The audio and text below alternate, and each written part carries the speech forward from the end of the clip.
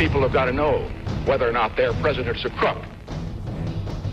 1972, Washington, D.C. La policía detiene a 5 individuos por un delito con conexiones políticas. Dije que no teníamos nada que ver con aquella locura. No teníamos ni idea de que pudiera llegar a la Casa Blanca. Well, I'm not a crook. Me convertí en gestor de un encubrimiento. El presidente está expuesto a sus What did enemigos. the president know, and when did he know it? Era él o a nosotros. La razón le amparaba a él o a nosotros. Lo de 1972. Apenas faltan 6 meses para las elecciones presidenciales. Esa noche 5 individuos se dan cita en el Hotel Watergate con una intención: entrar clandestinamente en la sede del Comité Demócrata. Es un grupo compuesto básicamente por exagentes de la CIA cubano-estadounidenses llegados desde Miami. Están a las órdenes de Howard Hunt y Gordon Liddy. Trabajan en favor del Comité para la Reelección del presidente Nixon. Es medianoche. Hunt y Liddy esperan en el Hotel Watergate. Un cerrajero fuerza la puerta de las oficinas del Comité Nacional Demócrata. Unos minutos más tarde envía por radio un mensaje en clave: el caballo está en la casa. Traducción: los hombres están dentro. 1:30 de la madrugada. Un experto en electrónica del equipo pincha 2 teléfonos de los despachos. Minutos después, los 5 hombres salen del edificio sin ser vistos. Hunt y Liddy sitúan a otro hombre, Alfred Baldwin, un exagente del FBI, en el Hotel Howard Johnson, al otro lado de la calle. Baldwin tendrá que escuchar las conversaciones de la oficina del Comité Nacional Demócrata y transcribirlas. De la madrugada. Cuando sale el último voluntario del Comité Nacional Demócrata, el grupo entra por la escalera del parking del Watergate. El cerrajero fuerza la puerta de acceso y encinta la cerradura para mantenerla abierta. 1:50 de la madrugada. El guarda de seguridad del parking, Frank Wills, descubre la cinta adhesiva en la puerta de la escalera. Inmediatamente avisa a la policía. Luz en el edificio. Trata de prevenir a los suyos, pero es demasiado tarde. La policía arresta a los 5 hombres a punta de pistola. Uno de ellos se comunica por radio con Gordon Liddy. Y pudimos oírle. Su frase fue: nos han cogido. Pero el hecho no pareció muy relevante. La oficina de la CBS en Washington le asignó la historia a una periodista novel, Leslie Stahl.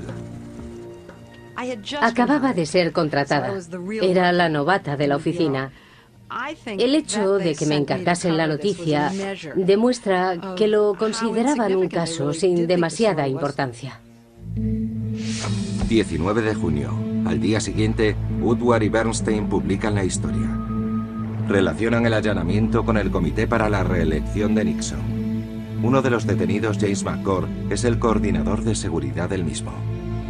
Los intrusos olvidaron 2 agendas y un cheque de Howard Hunt en su habitación del Watergate.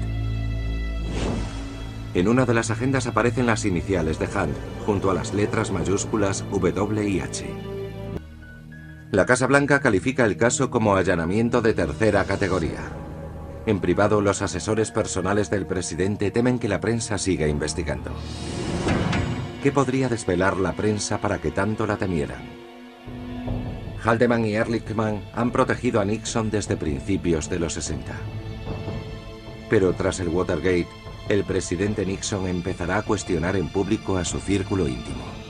There had been an effort to conceal the facts, both from the public, from you, and from me.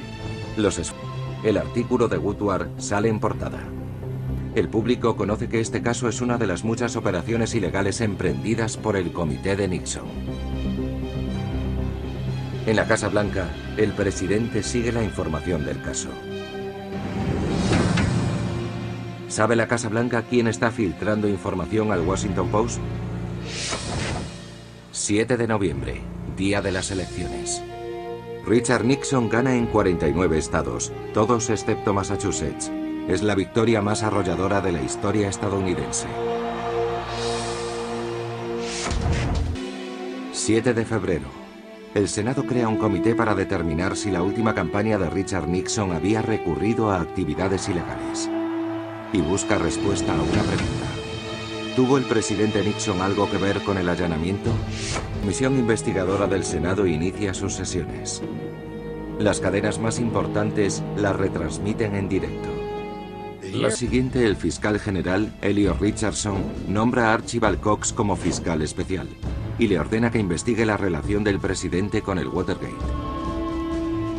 Nixon se enfrenta a una investigación criminal por parte del Departamento de Justicia y a una investigación política en el Senado. A sospechar que haya dispositivos de escucha en el despacho oval. Yo estaba sentada junto a Mary McGrory, una famosa periodista de Washington, y le pregunté, ¿he oído bien? Si hay cintas, Dios mío, ¿qué hay grabado en ellas? ¿Por qué graba el presidente sus conversaciones? El fiscal especial, Archibald Cox, requiere las cintas de la Casa Blanca, pero concede una semana de plazo. Hasta entonces, Richard Nixon no está obligado a entregarlas. Podría haber hecho una hoguera en el jardín de la Casa Blanca para quemar las cintas. ¿Por qué Nixon no las destruyó? 23 de julio. Cox reclama las cintas. Durante meses, Nixon se niega a entregarlas. 20 de octubre. Desesperado, el presidente ordena al fiscal general, Elliot Richardson, que despida al fiscal especial. Richardson y su adjunto se niegan a hacerlo y dimiten. Finalmente, el procurador general Robert Bork despide a Cox. La prensa bautiza el hecho como la masacre de la noche del sábado. Permite la publicación de transcripciones corregidas de las cintas. No entrega las propias cintas, pero a los norteamericanos les sorprende el lenguaje vulgar del presidente. Las transcripciones fueron muy comentadas en las reuniones sociales. Nos sentábamos en círculo para leerlas. Había muchos improperios.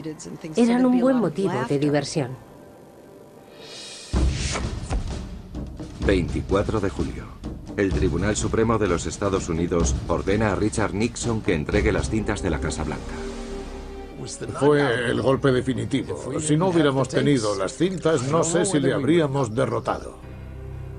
Se ahorcó con su propia cinta. Esa fue una de las tragedias del Watergate. La cinta del 23 de junio de 1972 es calificada por la prensa como la prueba definitiva. Demuestra que el presidente obstruye la acción de la justicia 6 días después del asalto a las oficinas del Comité Demócrata.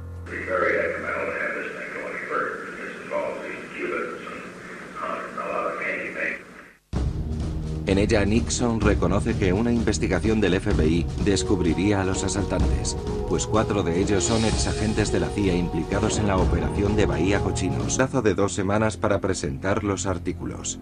Con la inminente amenaza de la destitución, ¿cuál es el estado mental del presidente?